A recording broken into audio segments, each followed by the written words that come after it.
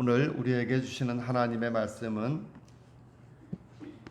신약성경 사도행전 8장 26절에서 40절까지 말씀입니다.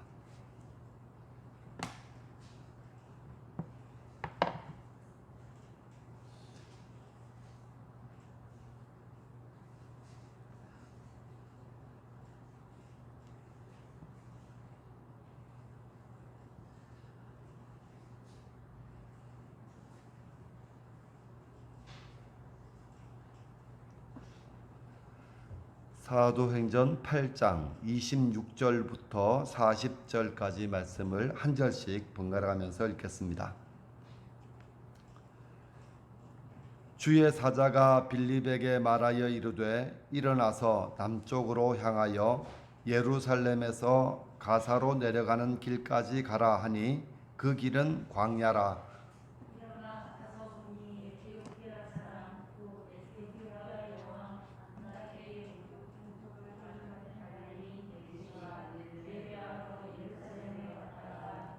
돌아가는데 수레를 타고 선지자 이사야의 글을 읽더라.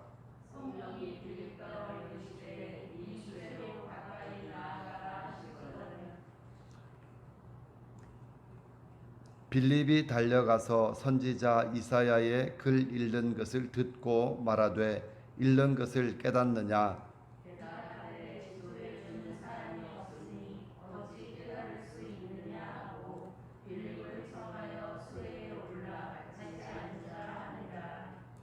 읽는 성경 구절은 이것이니 일러스되 그가 도살자에게로 가는 양과 같이 끌려갔고 털 깎는 자 앞에 있는 어린 양이 조용함과 같이 그의 입을 열지 아니하였도다.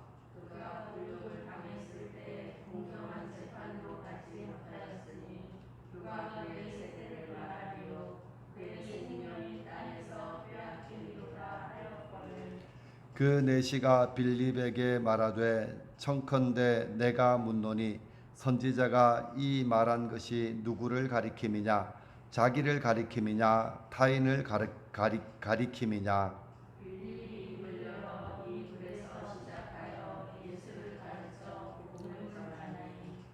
길 가다가 물 있는 곳에 이르러 그 내시가 말하되 보라 물이 있으니 내가 세례를 받음에 무슨 거리낌이 있느냐?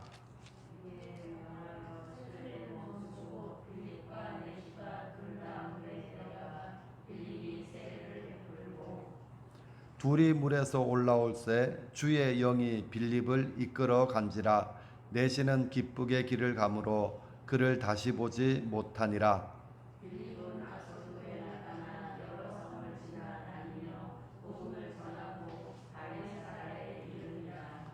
아멘. 좋으신 아버지, 오늘도 아버지를 예배하는 자리로 우리를 인도해 주심을 감사합니다. 하나님의 말씀이 진리이고 또 하나님 말씀이 우리가 살아가는 삶의 기준인 줄로 믿습니다. 주님의 귀하신 말씀을 사모하며 듣기를 원합니다. 깨닫기를 원합니다. 그 말씀이 우리를 다스리고 또 하나님의 말씀이 우리 가운데 이루어지는 삶이 되기를 소망합니다. 주님 우리에게 임재하여 주시고 또 하나님 말씀이 선포될 때에 성령께서 감화 감동하여 주시고 역사하여 주옵소서.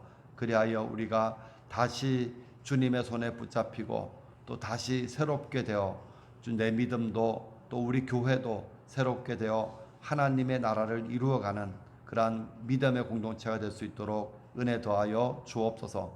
오늘도 말씀 가운데 함께 하시고 말씀을 들려주시고 또 우리 가운데 능력으로 임재하여 주옵소서. 감사드리며 예수님 이름으로 기도드립니다. 아멘. 오늘 하나님 앞에 예배하기 위해서 오신 여러분을 환영합니다. 오늘도 선포되는 하나님 말씀을 잘 듣고 또 깨닫고 믿음으로 순종해서 하나님의 역사를 이루어가는 그런 복 있는 사람들이 되시기를 축복합니다. 함께 인사하겠습니다. 나는 하나님의 사람입니다. 사람입니다. 그래서 나는 믿음으로 도전합니다. 나는 하나님의 기적과 축복의 통로입니다.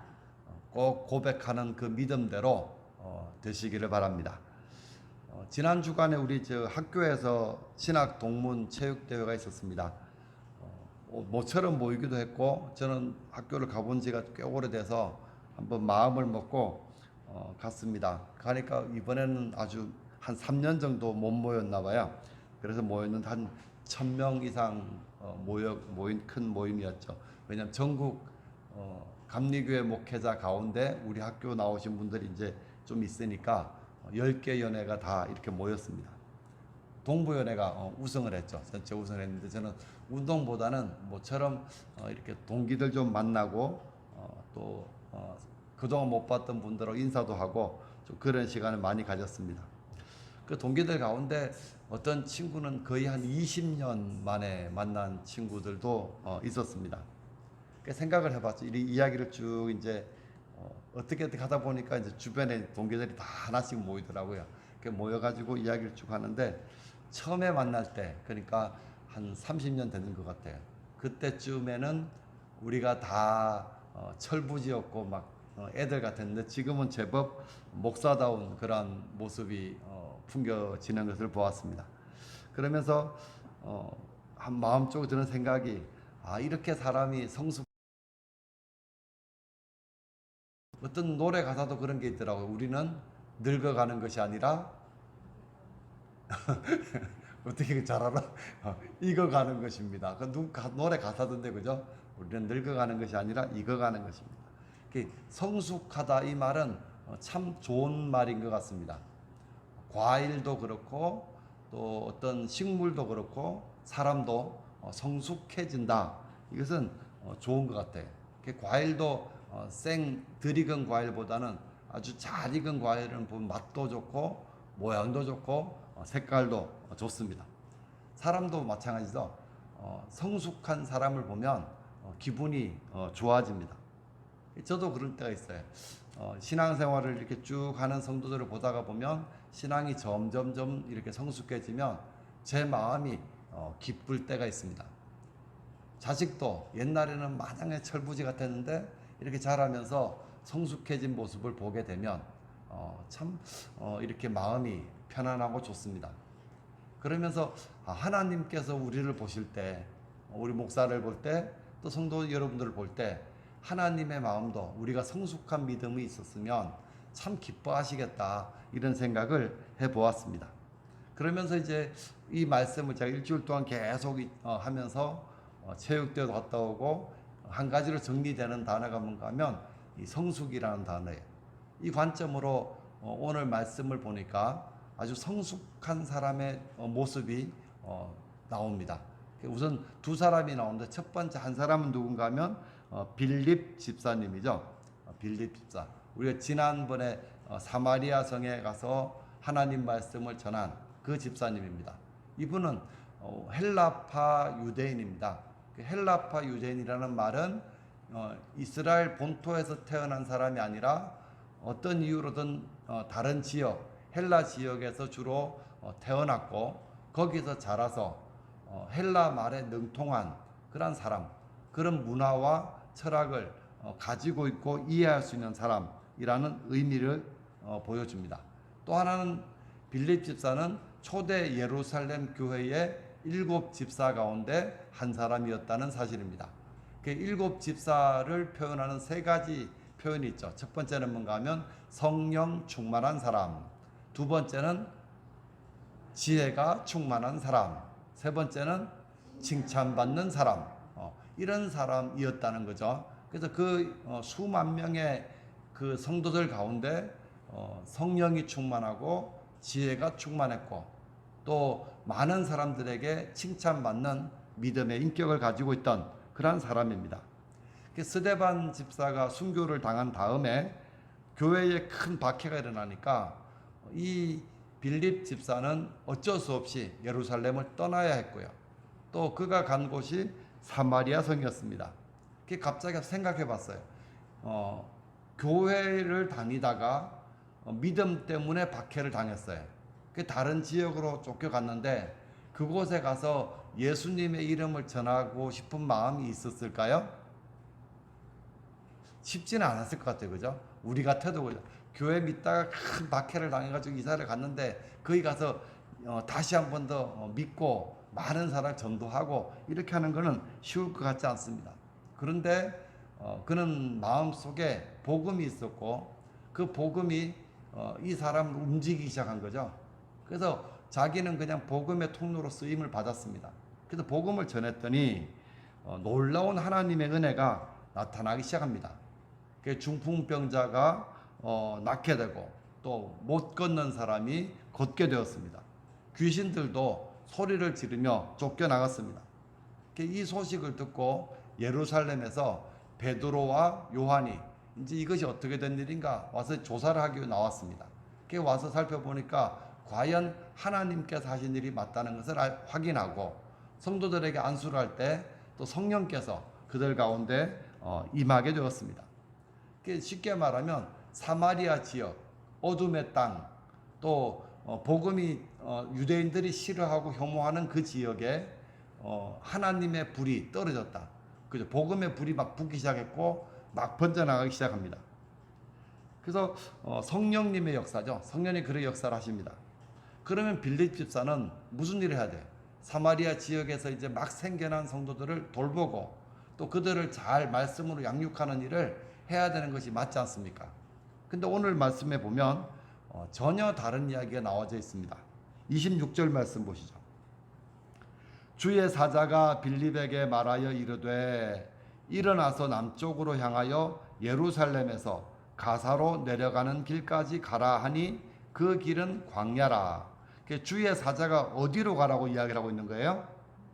광야. 요것도 조금 이상하잖아요. 광야. 이 명령도 쉽게 이해가 안 됩니다. 사마리아 성에 지금 돌보아야 될 영혼이 얼마나 많습니까? 이제 갓 교회가 생겨나고 성도들이 막 생겨나기 시작하고 있고 하나님의 놀라운 역사가 나타나고 있습니다. 그런데 천사가 하는 말이 일어나서 그곳을 떠나서 예루살렘에서 가사로 내려가는 그 광야로 가라는 거예요.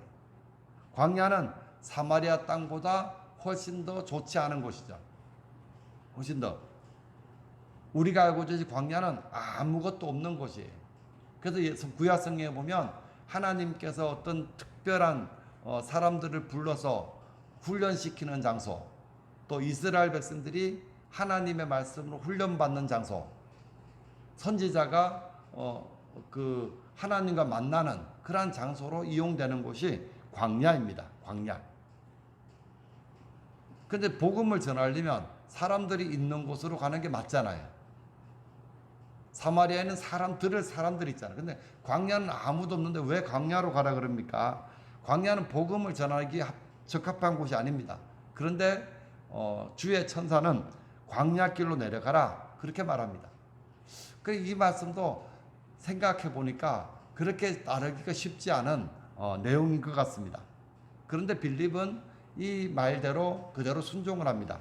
27절 말씀 보면 일어나 가서 보니 이렇게 돼 있죠. 일어나 가서 보니. 가라 그러니까 일어나서 갔다. 그렇게 바로 표현하고 있죠. 그래서 빌립 집사는 이해가 안 되는 것 같고 자기가 생각해 볼 때 이렇게 적합하지도 않은 자기 생각과는 좀 다른 그 주님의 명령에 그대로 순종합니다. 불평 한마디 하지 않고 즉시로 순종합니다. 여기서 한 가지 발견되는 모습이 뭔가 하면 성숙한 사람은 하나님 말씀에 순종을 잘 한다는 것입니다. 우리가 알고 있듯이 믿음의 조상 그러면 아브라함이죠. 아브라함은 하나님께서 너가 살고 있는 본토와 친척과 아비 집을 떠나가라. 그러니까 그 말씀을 쫓아 떠납니다. 그죠? 네 사랑하는 독자 이삭을 번제로 바치라. 그러니까 그 아들을 그대로 번제로 바치는 그런 순종을 보여줍니다. 그는 결국 믿음의 조상이라는 이야기를 듣게 되죠. 모세를 보십시오. 모세가 이제 나이가 80이 되어가지고 기력도 없고 양이나 돌보고 있는 잊혀진 그런 사람이 되었을 때 하나님께서 모세에게 나타나가지고 너 바로에게 가서 내가 하는 말을 전해라. 그렇게 말할 때 그것도 쉽지 않잖아요. 그런데 바로에 가서 그 말씀을 그대로 전합니다. 홍해가 앞에 가로막혀 있을 때 내 지팡이를 내밀어 가지고 홍해를 가리켜라. 그러면 갈라질 것이다. 근데 이것도 그냥 하기 쉽겠어요? 백성들이 다 보고 있는데 딱 했는데 안 갈라지면 어떡할까? 근데 그 가리키라 그러니까 그 말씀대로 그냥 가리키는 거예요. 그랬더니 홍해가 갈라지고 그 사이로 이스라엘 백성들이 건너갔습니다. 또 이스라엘 백성 물이 없다 그러니까 반석을 쳐가지고 물을 내라. 여러분 바위 두들기면 물이 나와요? 근데 하나님께서 반석을 쳐라 그러니까 반석을 치는 거예요. 그래서 시냇물이 거기서 흘러나와가지고 이스라엘 백성들이 마신 기록도 있습니다. 그 하나님은 지금도 우리에게 말씀하시는 하나님이십니다. 지금도 예배 때마다 하나님은 우리에게 주의 종의 설교를 통해서 말씀하십니다. 또 기도할 때 내 마음에 감동을 주시면서 하나님께서 우리에게 말씀하십니다.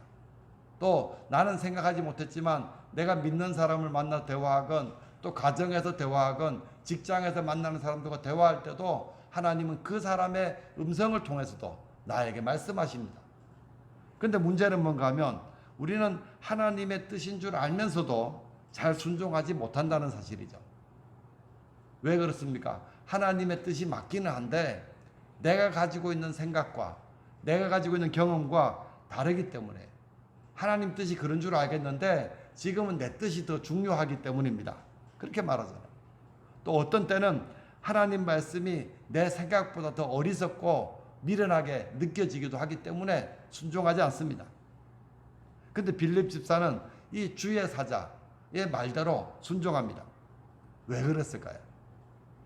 그는 한 가지 확신이 있어요. 뭔가 하면 지금까지 내 삶을 돌아보니까 내가 노력해서 된 것이 아니라 다 하나님께서 인도하셨다는 것을 발견했기 때문이고 그것을 확실히 믿었기 때문입니다. 자기가 예루살렘에 왔다가 아까 헬라파 유대인을 그랬죠. 예루살렘에 왔다가 예수님을 영접하게 된 것도 자기가 하고 싶어서 된 게 아닙니다. 초대 예루살렘 교회의 7 집사 중에 한 사람이 된 것도 자기가 원해 된 것이 아닙니다. 사마리아 성에 내려간 것도 자기가 원해 된 것이 아니죠. 교회에 박해가 있었기 때문에 어쩔 수 없이 내려간 거 아닙니까? 그 빌립은 내 삶을 보니까 내 삶이 내 뜻보다는 하나님의 뜻대로 움직여지고 있다는 것을 분명히 알았습니다. 그래서 주의 천사가 이야기할 때 광야길로 내려가라 그렇게 말할 때 그 음성을 하나님의 음성으로 듣고 순종하는 것을 보여줍니다. 우리도 마찬가지입니다. 성도 여러분, 광야는 쉬운 길이 아닙니다. 안전한 길도 아닙니다. 수많은 위험이 있고 어려움이 있습니다. 그런데 빌립 집사는 주님의 약속의 말씀, 주님께서 하신 그 말씀 하나만 붙잡고 그 길을 혼자 그 길을 내려갑니다. 여러분도 빌립 집사님처럼 말씀에 집중하시고 하나님께서 주시는 음성에 민감하게 되시기 바랍니다. 그리고 하나님 말씀이 무엇이라고 하든 순종할 수 있는 그러한 모습을 보여주시기 바랍니다. 성숙한 한 사람 빌립 집사는 딱 한 가지 모습이에요. 주님 말씀에 즉각적으로 순종하는 그런 성숙한 모습을 보여주고 있습니다. 그래서 이제 하나님 말씀에 순종해서 혼자 광야로 내려갔을 때 이런 일이 일어납니다. 27절 말씀입니다. 일어나 가서 보니 에디오피아 사람 곧 이 에디오피아 여왕 간다게의 모든 국고를 맡은 관리인 네시가 예배하러 예루살렘에 왔다가 돌아가는데 수레를 타고 선지자 이사야의 글을 읽더라. 하나님의 말씀에 순종해서 광야로 내려갔습니다. 내려갔더니 이제 마차를 만나는데 그 한 사람이 있는데 그 사람이 에디오피아 여왕 간다게. 그래서 우리가 애굽의 왕을 바로라고 부르잖아요. 파라오. 에디오피아 여왕을 간다게 이렇게 부른대요. 그 간다게의 국고를 맡았다. 이러니까 경제죠. 그죠? 나라의 그 창고. 우리로 경제부총리라 그러면 우리 지금 그런 정도의 여왕의 측근이었던 고위 관리직입니다. 이 사람이 예루살렘에 예배하려고 왔다. 에티오피아 사람들은 흑인들이에요. 흑인들. 아프리카 사람들이죠. 아프리카 사람인데 예루살렘까지 예배하러 왔다. 이것도 조금 이해가 안 되죠. 이해가 안 되는 이해를 좀 돕기 위해서 이스라엘 역사를 쭉 거슬러 가면 이제 이스라엘의 다윗 왕 다음에 다윗의 아들 솔로몬이 왕이 되죠. 솔로몬이 왕이 되었을 때 하나님께 솔로몬에게 선물로 주신 게 있어요. 그게 뭔가 하면 지혜. 그죠? 내가 너에게 무엇을 줄까? 그랬을 때 지혜를 주십시오. 하나님께서는 지혜도 주시고 부귀와 영화도 함께 주셨습니다. 그래서 하나님이 주신 지혜로 또 솔로몬이 업적이 있는데 성전을 건축했죠. 성전을 건축하고 7년 동안 성전 건축하고 또 14년 동안 이제 왕궁을 건축을 합니다. 이 소문, 그런 나를 하나님의 지혜로 나를 다스리니까 이 소문이 솔로몬이 하나님이 주신 지혜가 있어서 모든 것을 다 알고 있다. 이런 소문이 이디오피아에 있는 곳까지 퍼져나가게 됩니다. 그래서 스바 여왕이라고 표시된 그 분이 이제 솔로몬의 지혜가 명성이 사실인지 확인하고자 하는 마음이 들어가지고 이제 각종 예물을 준비해서 솔로몬을 찾아옵니다. 근데 그 거리가 2,000km래. 2,000km. 수많은 사람들 대동하고 예물도 바리바리 싣고 그래서 솔로몬을 찾아와서 솔로몬과 대화를 하고 솔로몬의 지혜에 감동을 하게 되죠. 과연 하나님께서 주신 지혜가 내가 듣던 소문보다 더 대단하구나. 그렇게 깨닫고 난 다음에 하나님을 찬송하면서 자기 나라로 돌아갑니다. 여기 이 이야기 이제 열왕기상 10장 또 역대하 9장에 기록되어져 있습니다.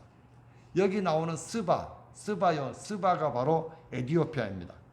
그래서 에티오피아 왕족은 지금 이 빌립 집사 나오기 전 900년 전부터 이미 이제 유대교 하나님이 어떤 분인지를 알고 왕족들은 유대교를 믿었다고 알려져 있습니다. 그래서 흑인이었던 에티오피아 내시도 하나님을 알고 믿었던 경건한 하나님의 사람 중에 한 사람이었다는 것을 추측해 볼 수 있습니다. 그것이 이해가 되잖아요. 그렇지 않고서는 그 먼 2,000km가 되는 거리를 예배하기 위해서 예루살렘에 올 이유가 없다는 것이죠. 이 내시가 마차를 타고 가는 길에서 이사야서의 말씀을 소리를 내서 읽고 있습니다. 이것도 유대인 전통이에요. 유대인들은 하나님 말씀을 읽을 때 반드시 소리를 내서 낭독하도록 그렇게 합니다. 소리를 내서 읽으면 누가 제일 먼저 들어요? 내가 제일 먼저 듣죠? 하나님 말씀 소리 들으면 내가 제일 먼저 들어요. 그렇게 들으면서 이 음성을 하나님 그 음성 속에서 하나님께서 말씀하시는 그 뜻을 발견하기가 좋습니다. 실제로도 눈으로 읽는 것보다 소리를 내서 읽는 것이 훨씬 더 유익해요. 해보니까 눈으로 읽으면 빠르긴 빠른데 소리를 내면 이렇게 쭉 한 장만 읽어보면 이렇게 좀 새롭게 들리는 음성들이 분명히 있습니다. 그래서 성경을 묵상할 때 이렇게 통독을 하며 소리를 내면서 읽는 것은 가장 좋은 것 같습니다. 근데 이렇게 해서 이제 만나요. 가니까 만나는데 29절 말씀 보십시오. 29절 시작. 성령이 빌립더러 이르시되 이 수레로 가까이 나아가라 하시거늘. 이 말씀은 어때요? 이 수레로 가까이 나아가라. 생각해 보십시오. 광야에 딱 갔는데 수레가 딱 한 대뿐이고 거기 한 사람이 타고 있으면 가까이 가기 쉽죠. 근데 이 사람은 아까 에티오피아 고위 관리라 그랬고요. 고위 관리이기 때문에 혼자서 오지 않았을 것이고 수행원들도 몇 명 있었을 것이고 또 강도를 만날 수도 있잖아요. 짐승이나 강도를 만날 수 있기 때문에 군사들도 함께 하고 있었을 거예요. 그런데 무턱대고 마차로 다가가면 아마도 붙잡혀 가지고 체포를 당하거나 또는 죽임을 당할 수도 있는 그러한 상황입니다. 그래서 성령께서 이 수레로 가까이 나아가라 그렇게 말할 때 빌립은 그 말씀대로 순종합니다. 그 나아가서 이제 좀 제법 큰 소리로 그랬겠죠. 왜요? 가까이 가니까 이사야서를 읽는 소리가 들리는 거예요. 들리니까 지금 읽는 것이 이해가 됩니까? 그렇게 물으니까 내시가 이렇게 대답합니다. 도와주는 사람이 없는데 이해가 되겠습니까? 그리고 딱 보니까 행색은 좀 남루하지만 먼지가 많이 묻어 있지만 유대인이거든요. 그러니까 당신이 좀 올라와서 마차에 좀 타십시오. 그렇게 해서 이제 이 에디오피아 내시와 함께 같은 자리에 앉게 됩니다. 그래서 그 에디오피아 내시가 그때 마침 읽고 있던 구절이 어딘가 하면 이사야서 53장 7절과 8절 말씀입니다. 이사야서 말씀을 읽어드리겠습니다.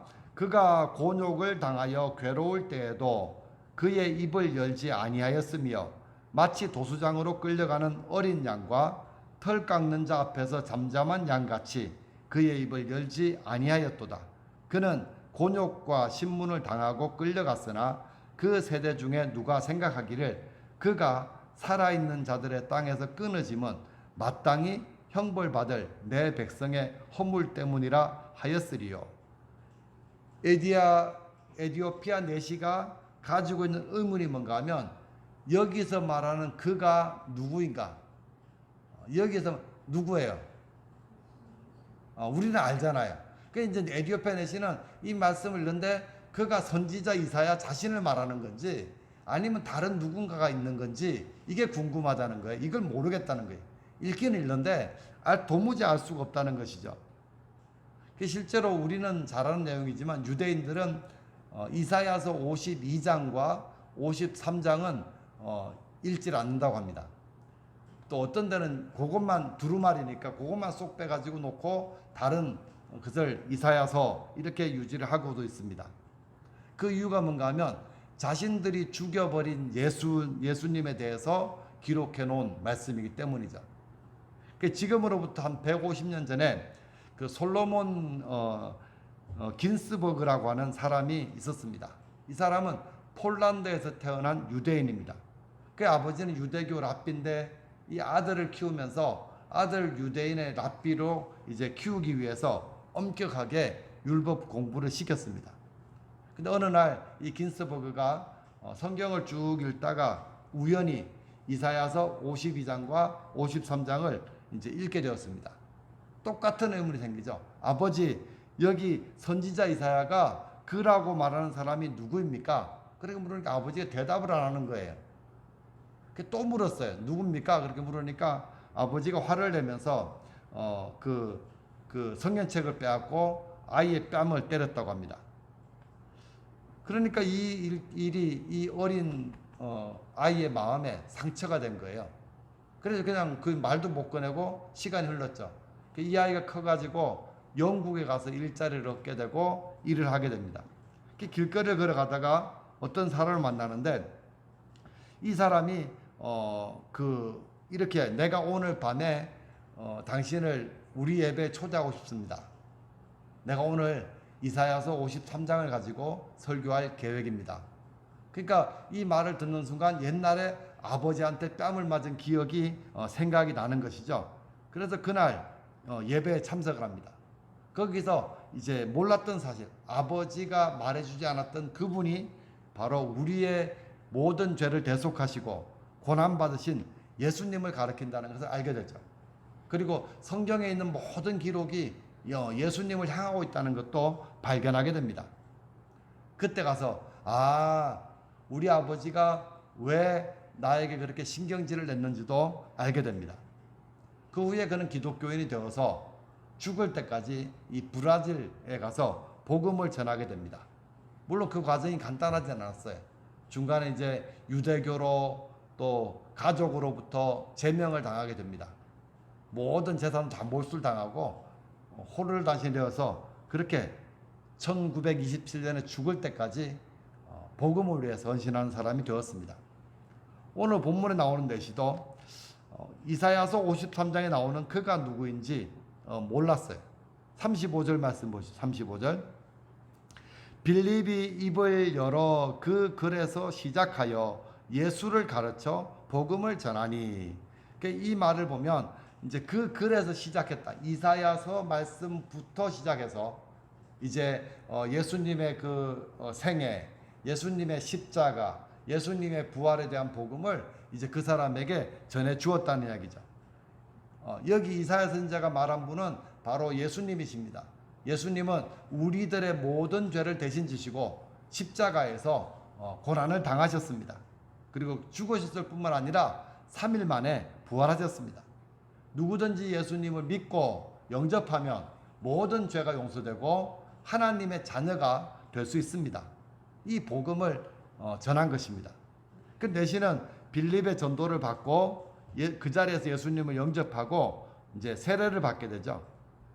이 에디오피아 내시가 보여주는 한 가지 성숙한 신앙의 모습은 뭔가 하면 하나님 말씀을 부지런히 읽었다는 사실입니다.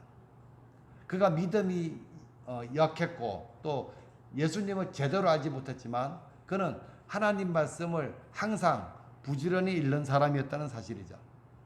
그리고 주님은 말씀을 이렇게 사모하며 읽는 사람을 주목하십니다.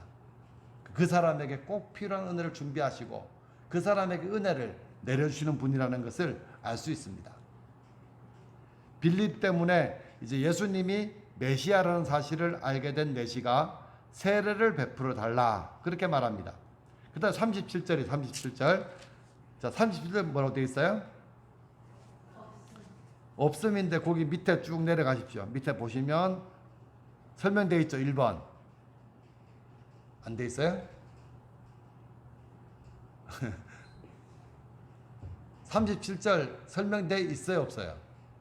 없으면 앞에 보십시오. 앞에 보시면 자, 없음이라고 되어 있는데 어떤 사본에 이제 어떤 사본에 이 말은 뭔가 하면 사본이 여러 종류 성경책이 오래된 책이다 보니까 여러 종류의 사본인데 어떤 데는 37절이 없고 어떤 데는 기록되어 있는 게 있는데 어떤 기록되어 있는 그 성경책은 뭐라고 쓰여져 있는가 설명하고 있죠. 빌립이 이르되 내가 마음을 온전히 하여 믿으면 가하리라. 앞에 세례를 받는데 무슨 거리낌이 있겠느냐 이렇게 말하니까 뭔가 뭘 확인해요.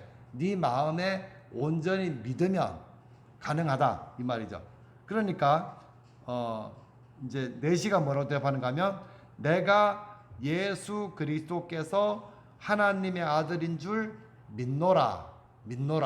이 믿음을 확인하는 이야기가 들어가 있습니다. 그럼 빌립은 그냥 단순히 복음만 듣고 세례를 받은 것이 아니라 예수님이 하나님의 아들이라는 사실을 분명히 믿는 믿음을 가진 사람이 되었다는 것이죠. 놀라운 사실은 이 한 사람이 이제 예수님을 알게 되고 에디오피아로 돌아가서 에디오피아에 있는 유대교를 기독교로 바꾸는 일을 하게 됩니다. 이 한 사람. 그래서 이제 그 아프리카 지역에 있는 기독교를 곱틱 기독교 이렇게 불러요. 곱틱 교회, 곱틱 정교회 이렇게 부릅니다. 저도 가봤는데 모습 자체는 그렇게 좀 생소해요. 우리가 있는 교회 조금 다르지만 분명히 곱틱 정교회도 예수님을 믿는 교회입니다. 이 성숙한 두 사람, 빌립 집사와 에디오피아 내시 이 두 사람이 만남을 통해서 또 다른 엄청난 일이 일어나고 있습니다. 하나님께서는 빌립 집사를 통해서 이제는 에디오피아 내시를 만나게 하셨고 이 에디오피아 내시는 가서 땅끝이라고 알려져 있는 아프리카 땅에 이제 또다시 기독교회가 생겨나게 하는 일을 하는 그런 열매를 만들어내게 됩니다. 아까 첫 부분에 이야기했죠. 우리 신앙이 성숙해져야 하고 또 성숙해지면 하나님께서 우리를 보실 때 기뻐하실 것 같습니다. 성숙한 신앙의 모습은 여러 가지를 생각할 수 있겠지만 적어도 오늘 본문에서는 두 가지를 정리할 수 있어요. 하나는 뭔가 하면 성령님께 순종하는 사람이 성숙한 사람이라는 사실입니다. 제가 성령 충만 그렇게 많이 이야기했죠. 성령님께 지배를 받고 성령님께 다스림을 받는 사람, 그런 사람이죠. 오늘 본문에 보면 26절에는 주의 사자, 29절에는 성령님, 39절에는 주의 영 이렇게 표현 나오는 게 뭔가 하면 이것이 다 하나님께서 주도하시고 계획하신 일이라는 거예요. 이 하나님의 역사는 빌립이 하고 싶어서 한 게 아니라 하나님께서 함께 하신 그 일의 결과고 빌립이 순종했기 때문에 일어난 열매입니다. 여러분, 기도하실 때마다 또 생각나실 때마다 하나님 성령 충만한 사람이 되게 주십시오. 그래 기도하시기 바랍니다. 여러분 내 생각과 내 이성과 내 경험을 따라 사는 인생이 아니라 하나님의 음성을 듣고 하나님 말씀에 순종하는 사람으로 바뀌어지시기를 바랍니다. 하나님은 지금도 순종의 사람을 기뻐하십니다. 사무엘상 새벽기도 하는데 사울이 드리는 제사보다 순종을 더 기뻐하신다고 말씀하시죠. 하나님은 사울을 패하시고 내 마음에 합한 사람을 왕으로 세우시겠다고 말씀하십니다. 내 마음에 합한 사람이 누구예요? 순종하는 사람이죠. 순종하는 사람. 그래서 제사가 순종보다 낫다는 말이 그 즈음에 나오고 있습니다. 여러분 우리가 하나님 앞에 순종하는 사람이 될 때 우리는 하나님 마음에 합한 사람이 될 수 있고, 하나님은 지금도 순종하는 사람을 사용하셔서 하나님의 나라를 이루어 가십니다. 순종하는 사람이 되십시오. 자기 생각이 아무리 옳아도 내 판단이 아무리 맞는 것 같아도 주님의 말씀이라면 거기에 내 뜻을 내려놓고 내 생각도 내려놓고 주님 말씀을 선택하고 순종하는 그런 사람이 될 때 하나님께서 우리를 통해서 놀라운 역사를 이루어내실 줄로 믿습니다. 또 한 가지는 하나님 말씀을 항상 읽으십시오. 제가 늘 강조하는 부분이지만 그래도 아무리 강조해도 부족하지 않습니다. 여러분 말씀을 읽으십시오. 어떻든 말씀을 읽는 시간을 내십시오. 제가 개척한 지 이제 10몇 년이 지날 때 처음에는 하루에 무조건 3장씩을 읽었어요. 하루에 3장. 아침, 점심, 저녁 밥은 먹잖아요. 밥은 잘 먹으면서 말씀은 안 먹으면 안 된다. 그래서 세상에 그것도 안 돼가지고 하루에 1장씩만 합시다. 근데 새벽에 1장 하고 또 다른 성경을 읽고 이렇게 두 파워서 그것도 잘 안 돼가지고 이제는 새벽 말씀이랑 그 똑같아요. 하루 1장을 맞춰가지고 말씀을 읽으십시오. 말씀이 어려울까봐 설교도 그냥 밴드에 그대로 올라와요. 밴드 보면 설교 보면서 이해가 거의 됐을 정도로. 물론 그 말씀이 100% 맞는 해석은 아닐 수 있죠. 제가 느낀 은혜고 제가 받은 은혜. 그 말씀을 같이 나누면서 그렇게 읽어만 봐도 우리가 하나님 말씀에 나중에 쭉 읽으면 설교 들을 때 얼마나 편하게 해요. 근데 말씀을 부지런히 읽어야 돼요. 뜻을 몰라도 괜찮아요. 아까 얘기했잖아. 뜻을 제대로 몰라도 하나님은 말씀을 읽는 사람을 귀히 보시고 그 사람을 주목하시고 그 사람에게 은혜를 주신다니까요. 이 하나님 믿습니까? 하나님의 은혜를 받고 싶어요? 하나님 도움을 받고 싶어요? 그러면 하나님 말씀을 읽으셔야 된다니까요. 나는 돌아서면 잊어버려. 읽어야 돼, 안 읽어야 돼요? 눈에 잘 안 들어와. 그래도 읽어야 되는 거예요. 그래서 우리는 어쨌거나 하나님 말씀의 사람이 되어야 합니다. 그래서 하나님 말씀을 가까이 하고 하나님 말씀을 부지런히 읽는 것만 해도 우리는 더 성숙해질 수가 있습니다. 이 사실을 잘 기억하십시오. 하나님께서 인생을 보실 때 딱 2종류예요. 하나는 구원받은 사람이고 하나는 구원받아야 되는 사람들입니다. 구원받은 사람들을 위한 하나님의 뜻은 딱 한 가지죠. 복음을 전하라예요. 내 증인이 되라는 거예요. 구원받아야 될 사람들에게 정하신 하나님의 뜻은 뭔가 하면 듣고 믿으라는 거죠. 우리는 교회에 있다고 해서 다 구원받았다가 아니라 분명히 둘 중에 하나일 거예요. 구원받은 사람이거나 구원받아야 될 사람이거나 둘 중에 하나일 겁니다. 하나님의 뜻은 분명해요. 그 뜻을 이제는 순종하는 삶을 살. 내가 구원받았다면 이제는 주변 사람들에게 빌립 집사님처럼 또 살아가다가 내가 어느 순간 내가 복음을 전해야 되겠다. 그 마음이 딱 드는 순간 그게 순종해 보시고 내 생각도 내려놓고 이야기를 해보십시오. 그러면 하나님께서 움직이시고 역사하시는 거죠. 그럴 때 하나님은 이런 분이군요 라는 걸 알게 될 겁니다. 내가 아직 구원 받았는지 못 받았는지 모르겠으면 말씀을 부지런히 읽고 듣고 또 예수님을 믿는 그 믿음의 자리로 가시기를 바랍니다. 그래서 우리가 한 사람이 중요하죠. 이 한 사람. 내가 정말 구원받은 성도라면 나 한 사람이 하나님 나라에 있어서는 너무도 귀한 사람이라는 것을 기억하십시오. 지금보다 더 성숙한 믿음의 사람이 되어서 하나님의 놀라운 역사를 이루어가고 하나님 나라에 너무도 소중한 하나님의 사람들이 되시기를 주님의 이름으로 축복합니다. 좋으신 아버지, 은혜와 사랑을 감사합니다. 주님의 귀하신 말씀을 들었습니다. 주님, 이 말씀이 우리들 마음속에 새겨지게 해주시고 예수님을 믿은 연수만 자랑하는 것이 아니라 내 신앙의 성숙함을 자랑하고 또 나에게 은혜 주시는 하나님을 자랑하고 내게 능력 주시는 주님을 자랑할 수 있는 그러한 우리가 될 수 있도록 도와주시옵소서. 하나님의 음성을 잘 듣고 순종을 잘하는 믿음의 사람이 되게 하여 주옵소서. 하나님 말씀을 가까이 하고 항상 부지런히 읽는 믿음의 사람이 되게 하여 주옵소서. 우리의 순종과 또 성령 충만함을 통해서 하나님의 역사를 위해 귀히 쓰임받는 그런 일꾼들 다 되게 하여 주옵소서. 감사드리며 예수님 이름으로 기도드립니다. 아멘.